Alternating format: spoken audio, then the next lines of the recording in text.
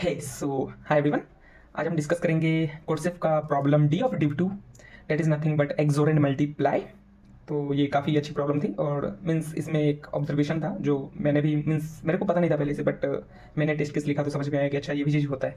Even तो moving to the problem statement, तो problem statement में बोल रखा है कि मैं आपको एक वैल्यू दूंगा एक्स जो कि 1 से बड़ा या बराबर होगा और 10⁹ से छोटा या बराबर होगा, और आपको दो नंबर बताना है A and B such that उसका वैल्यू 1 से बड़ा या बराबर होना चाहिए और 8 इंटू 10 पावर 18 आई गेस, या 8 इंटू 10 टू द पावर 18 से छोटा या बराबर होना चाहिए। ठीक है, तो क्या बताऊँ, ये बताना है कि A and B mod X 0 होना चाहिए और A XOR B mod X 0 होना चाहिए। ठीक है, तो बताइए क्या होगा। तो इसमें मैं क्या किया, हम ये किए कि ए को मान लिए एक्स।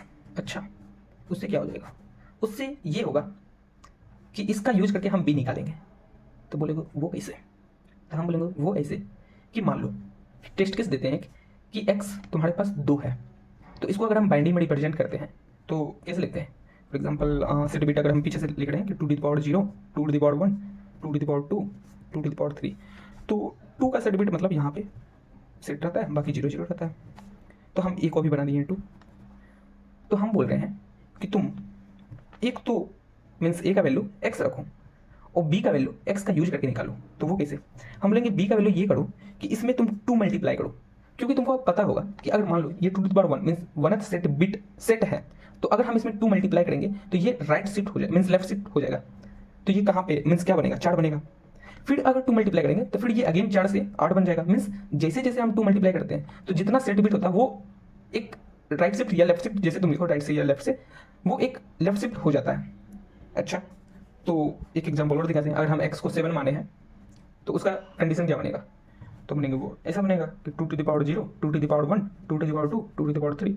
तो 7 कैसे होता है कि 4 5 6 7, तो यहाँ पे 4 5 6 7, तो ये सेट है। तो हम बोल रहे हैं कि ये मान लो तुम्हारा x 7 था तो a 7 बना, इसमें हम अगर 2 से मल्टीप्लाई करते हैं तो 2 गुने 7 क्या होगा, 14। तो ये सारा जितना भी बिट है सब एक राइट हो जाएगा, मीन्स लेफ्ट शिफ्ट हो जाएगा। तो ये ऐसा कुछ बनेगा 1 1 1 0। ठीक है, तो अभी भी देख लो 8 4 12 2 14। अगर मान लो इस 14 में फिर से 2 मल्टीप्लाई कर दो तो ये बनेगा 28। अच्छा, तो फिर से ये एक और राइट शिफ्ट हो जाएगा, लेफ्ट शिफ्ट हो जाएगा यहाँ पे, तो ये बनेगा 1 1 1 0 0। देख लो ये 16 है तुम्हारा 2 to the power 4 16, तो 16 16 8 24 24 4 28। ठीक है, तो मतलब हम बोल रहे हैं सिंपली कि तुम जितना 2 से मल्टीप्लाई करोगे उतना वो जितना भी सेट बिट होगा सब एक एक आगे चला जाएगा एक। ठीक है, तो इससे क्या मिला, मीन्स क्या सोल्यूशन निकला, कुछ निकला। हाँ निकला, ये निकला कि अगर मान लो x हम तुम्हारा 7 देते हैं तो a को हम मान लिए 7। ठीक है, और हम बोलेंगे इसको तब तक मल्टीप्लाई करो, तब तक मल्टीप्लाई करो सच डेट कि इसका सेट बिट जहाँ पे इंड हो रहा है, फॉर एग्जांपल यहाँ पे 1 1 1 था, इसका सेट बिट यहाँ इंड हो रहा है, तो उसका जो स्टार्टिंग सेट बिट हो वो उसके बाद से स्टार्ट हो। इसलिए तो मीन्स कांस्टेंट जो दिया था x 10⁹ दिया था और a और b को तुम 10⁻18 तक यूज कर सकते थे, इसलिए तो दिया था। तो इससे क्या फायदा होगा, तो इससे ये फायदा होगा कि अगर मान लो 14 गुने 2 28 हो गया इस बार, और फिर तुम 28 गुने 2 करोगे तो तुम्हारा आएगा 56, और 56 क्या बनेगा तुम्हारा, यहाँ पे सेट हो जाएगा, यहाँ पे 32 आया 2 to the power 5, तो यहाँ पे सेट हो जाएगा 1 1 1 और ये 0 0 0।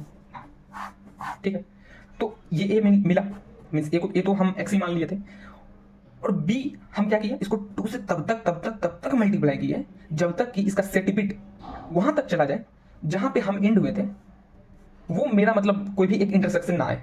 मीन सिंपली ये बोल रहा हूँ। ऐसा क्यों, ऐसा इसलिए ताकि तुम इन दोनों को ओड करोगे, तो ये जैसे ये 7 है और ये मेरा 56 आया, इन दोनों को हम ओड जब करेंगे, ये दोनों जब ओड होगा तो मेरा क्या बनेगा 1 1 1 1 1 1। ठीक है, तो हम बोलेंगे फाइनली ये मेरा बी है, तो बोलेगा अच्छा ये बी है, तो तुम दिखाओ ये कंडीशन फुलफिल हो रहा है क्या, तो बोलेंगे हाँ देख लो। तो ए क्या था तुम्हारा 7 1 1 1 मीन सेट बिट 7, और बी है तुम्हारा 56, तो ये 7 एंड 56 क्या बनेगा, ये तो सारा 0 था तो ऑब्वियसली भाई 7 ही बनेगा, तो 7 मोड 7 0 है। हाँ चलो, अब एक्सोर का कंडीशन कैसे फुलफिल होगा, तो हमने कैसे होगा कि तुम जब इन दोनों को एक्सोर करेगा तो ये वाला सेट हो जाएगा 1 1 1 0 0 0, और ये 56 था बताए तो थे, यहाँ पे देखो 56 है, तो 56 क्या 7 से डिविजिबल है ऑब्वियसली भाई, हम 2 से मल्टीप्लाई कर करके उसको बनाए 56, तो वो ऑब्वियसली डिविजिबल है। अच्छा, तो इसका कोड मतलब मैंने तो 3 लाइन में लिखा था कि सिंपली देख लो कि वो उसका मोड डिविजिबल है कि नहीं। तो इसका कोड अगर हम देखा जाए तो मैंने पहले इंट एक्स ले लिया था और इनपुट ले लिया था सीन एक्स, C++ में कोड में लिख रहा हूँ यहाँ पे। और फाइनली मैं ए को मान लिया हूँ, ये तो एक्स ही है, मतलब एक्स प्रिंट करने के एक जगह। और बी में हम क्या कर रहे हैं कि लॉन्ग लॉन्ग ले रहा हूँ यहाँ पे, long long B equal to 2 × x। अब तुम बोलेगा एक्स से क्यों नहीं स्टार्ट किए, तो एक बढ़ा के ही पहले से स्टार्ट कर दो, क्योंकि दोनों को बराबर स्टार्ट करने से कोई फायदा नहीं होगा। और यहाँ पे वाइल लूप चला दिए, वाइल लूप कि अगर मेरा b और x, क्योंकि फाइनल तुम्हारा तो आंसर तो यही बन रहा है ना, b और x मीन्स ये जो तुम 2 से मल्टीप्लाई कर रहे थे जब तक b को, तो b और x एक्सोर x, क्योंकि ये तुम्हारा फाइनल आंसर था जो तुमको आउटपुट कराना था, ठीक है। तो b और x XOR x mod x अगर 0 नहीं है तब क्या करो, b को 2 से मल्टीप्लाई करते जाओ ताकि वो शिफ्ट होते जाएगा। और जैसे ही वो 0 हो जाएगा तो मतलब पता चल गया कि वो कहीं ना कहीं ये बन चुका होगा, मीन्स 56 बन चुका होगा। तो फाइनली हम प्रिंट कर देंगे x और b और x, क्योंकि हम b और x हमारा फाइनल आंसर है, इसलिए हम क्या कर रहे हैं, तुमको a भी प्रिंट करना था तो a तो तुम x मान चुके हो, तो b क्या होगा तुम्हारा b और x। तो b और x XOR x mod x जब तक 0 नहीं है तब तक ये चीज़ करते जाओ, उसे मल्टीप्लाई इसको करते जाओ और फाइनली ये प्रिंट कर दो। So I think you got it. If you have any doubt then you can ask in the comment section, क्योंकि मैं सभी को रिप्लाई देता हूँ, आपको भी दूंगा। So thank and have a nice day.